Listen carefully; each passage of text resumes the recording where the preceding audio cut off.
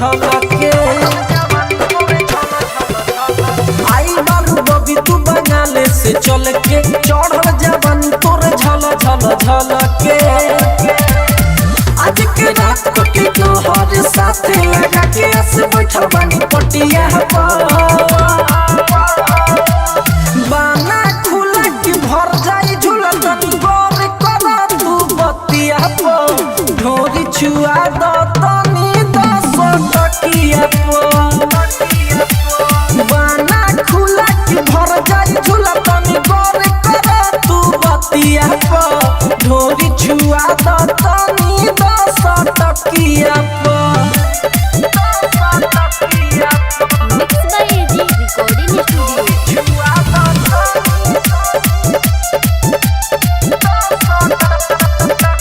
चढ़ल जवानी देखी तोहर बानी हम पगलाइल हो खाना पीना छोड़ी के घरवा से तोहर लाबानी आइल हो चढ़ल जवानी देखी के तोहर बानी हम पगलाइल हो खाना पीना छोड़ी के घरवा से तोहर लाबानी आइल हो ले लो नंबरिया उठा दा घरिया तनी फेर नजर मोर संगतिया बाना खुला की भर जाई झूला तनी गौर करा तू बतिया ढोरी छुआ द तनी 10 टकिया बाना खुला की भर जाई झूला तनी गौर करा तू बतिया ढोरी छुआ द तनी 10 टकिया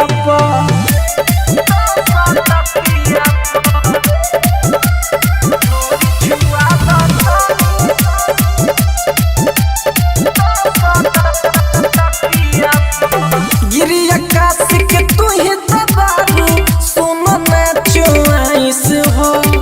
राज राजधानी के रानी पूरा कद खुआइस हो गिरी आकाश के तू ही दबारू सुन ना चुआइस हो राज राजधानी के रानी पूरा कद खुआइस हो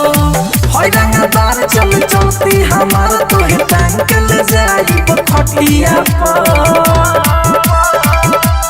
बाना खुला की भर जाई झूला तनी गौर करा तू बतिया ढोरी छुआ द तनी 10 टकिया बाना खुला की भर जाई झूला तनी गौर करा तू बतिया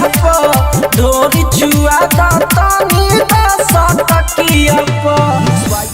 एजी रिकॉर्डिंग स्टूडियो रोशनपुर सपहा।